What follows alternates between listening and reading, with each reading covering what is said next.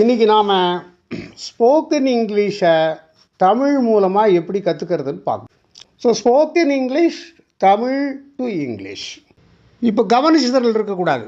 அப்போ என்ன பண்ணணும்னா டயத்தை வேஸ்ட் பண்ணக்கூடாது.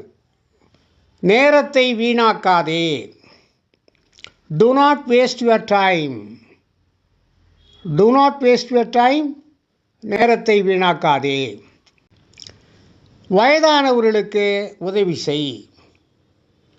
Help the old people.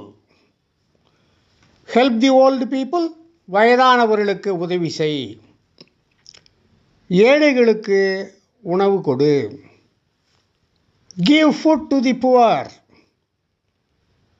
ஏழைகளுக்கு உணவு கொடு.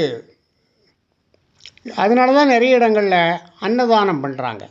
நோய் இல்லாதவங்களுக்கு கொடுக்கும் பொழுது அந்த நல்ல காரியம் நம்முடைய மனது இரக்க குணமுடையதாக இருக்குது.